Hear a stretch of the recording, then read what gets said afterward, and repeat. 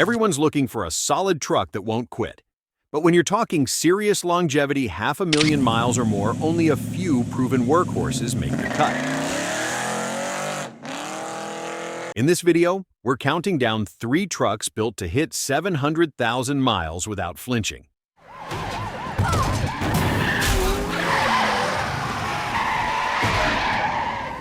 No gimmicks, no high-tech fluff, just raw engineering grit and good old-fashioned durability.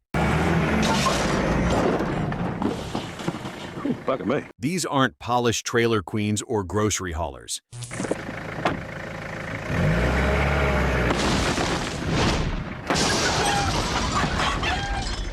These are the rigs that show up, punch in, and never ask for a break. So strap in, because the first truck we're covering is a diesel beast that redefined toughness across American highways and farms alike. Think you've driven something bulletproof? Wait until you see what's under this hood. Got stories? Share them below. And if you're into old-school muscle bulletproof engines and the machines that refuse to die, hit like, subscribe, and keep riding with us. This is where real legends live. 7th diesel, the Ford Super Duty Power Stroke. Its legendary pulling power is known the world over. Ford F-Series, the world's best-selling truck 25 years running, is built Ford tough. 1999 to 2003, Ford F-250, Super Duty 7.3-liter Power Stroke diesel. When it comes to diesel trucks built to survive anything life throws their way, it's hard to beat the 1999 to 2003 Ford F-250 Super Duty with the legendary 7.3-liter Power Stroke diesel. This wasn't just another work truck. It was Ford's answer to the rising demand for a real heavy-duty pickup that could haul, tow, and work day after day without breaking a sweat. Pop the hood and you'll find the big boy, the 7.3-liter Power Stroke V8 turbo diesel known internally as the Navy Star 444E. This beast delivered 275 horsepower at 2,800 RPM and 525 pound-feet of torque at a low 1,600 RPM. With a stout 17.5-to-1 compression ratio, it was built from the ground up for pure durability and long-haul power. And Ford didn't just throw it in with any transmission. Buyers had a choice between the dependable 4-speed automatic Ford R100 or the heavy-duty 6-speed ZF6 manual, both transmissions built to survive brutal workloads. The 7.3's performance wasn't about speed, it was about muscle where it mattered most.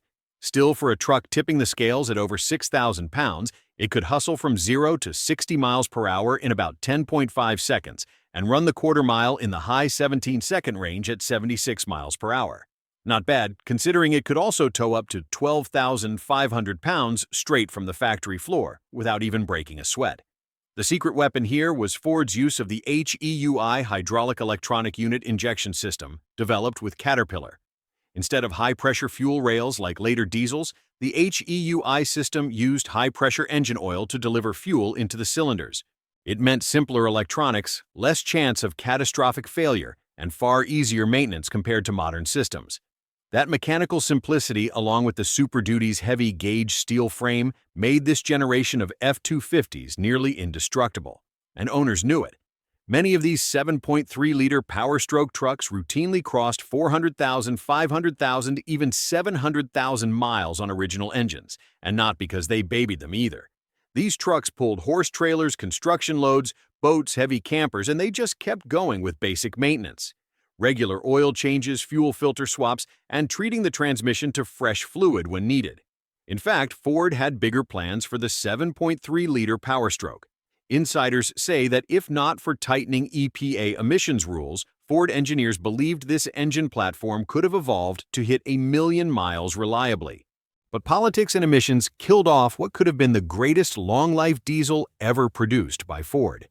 Today, if you can find a clean 7.3-liter Super Duty, especially one with maintenance records and minimal rust, you're looking at a truck that could easily outlast brand-new models stuffed with twin-turbos, aluminum bodies, and 10-speed transmissions.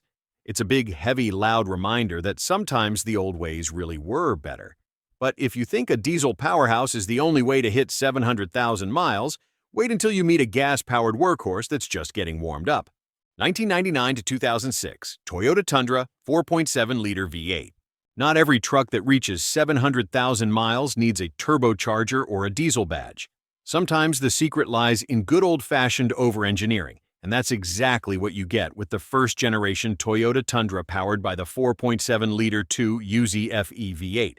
Introduced in 1999, the 2UZ-FE was a cast-iron block V8 that produced 245 horsepower and 315 pound-feet of torque. Toyota designed it with a conservative 9.6:1 compression ratio, prioritizing longevity over high-strung performance. Paired with the tough A340E 4-speed automatic transmission, the Tundra wasn't built for speed records, but it sure could move when needed. It clocked 0 to 60 miles per hour, times around 8.5 seconds, and quarter-mile passes hovered around 16.5 seconds at 84 miles per hour. Not bad numbers for a truck focused entirely on lasting longer than the road itself. One of the biggest advantages of the 2UZ-FE was Toyota's decision to stick with a heavy-duty cast iron block instead of chasing the lightweight aluminum craze that other manufacturers were embracing at the time. This made the engine incredibly robust, capable of surviving heavy loads, brutal temperatures, and even occasional neglect. You'll find countless stories of these early Tundras rolling past 400,000, 500,000, even 700,000 miles with little more than routine maintenance. Oil changes, timing, belt replacements, and basic cooling system upkeep. Speaking of timing belts, while many trucks rely on chains, the 2UZ-FE used a belt, but Toyota's choice wasn't a liability. Replacement is simple and inexpensive, and better yet, early versions of this V8 were non-interference designs. That means even if the belt failed, there was no catastrophic valve-piston collision waiting to destroy the engine. It's small decisions like these that helped cement the 2UZ-FE's reputation for bulletproof reliability. When Toyota launched the Tundra, insiders say their engineers benchmarked it against the Ford F-150, aiming not to overpower it, but to outlast it. The first-generation Tundra built in Princeton, Indiana, and later in San Antonio, Texas, delivered exactly that. A quieter, smoother, better-assembled alternative that quickly developed a cult following among owners who wanted a full-size truck without full-size headaches. In real-world use, the Tundra 2UZ-FE proved just how right Toyota got it. Whether pulling trailers commuting daily or hauling construction gear, these trucks rarely left their owners stranded. Even today, early 2000s Tundras are commonly found running strong, often with their original engines and transmissions making them one of the best-kept secrets in the used truck world. Finding a clean example today isn't easy. Rust, particularly in northern states, has taken its toll. But if you spot one with a solid frame and decent service records, you're looking at a truck that could easily outlast most modern competitors. Saddled with complicated turbos, direct injection woes, and fragile 10-speed automatics. The first-generation Tundra may not have roared off the line like a muscle car, but it was built for something much harder to engineer: staying power. This was a truck designed not for the showroom floor, but for real life, and it's still earning its keep decades later. 1994 to 2002. Dodge Ram 2500 and 3500 5.9-liter, Cummins 12-valve. If there's one truck that made Dodge a real player in the heavy-duty world, it was the 1994 to 2002 Ram 2500 and 3500 series, equipped with the legendary 5.9-liter 12-valve Cummins. This was the truck that took the Cummins name from the world of semi-trucks and bulldozers and put it right into the hands of everyday Americans who needed a rig that could work as hard as they did. Pop the hood, and you'd find the industrial-strength 5.9-liter inline-6 Cummins diesel, better known among enthusiasts simply as the 12-valve. Depending on the year and spec, these mills cranked out anywhere from 160 to 215 horsepower with a torque rating ranging from 400 to 440 pound-feet. Peak torque came in low and early, right around 1,600 RPM, which made these trucks ideal for heavy towing and brutal workloads. What made the 12-valve Cummins so special wasn't just the numbers, it was the construction. With a 17.5:1 compression ratio, a cast-iron block and head, and a forged steel crankshaft, this engine was truly built for the long haul. Even better fueling was handled entirely mechanically through the Bosch P7100 inline injection pump known simply as the P-pump, giving it the reliability and tunability that later electronic systems couldn't match. Hooked up to either the rugged 5-speed NV 4500 manual transmission or the stout 47RH or 47RE 4-speed automatic.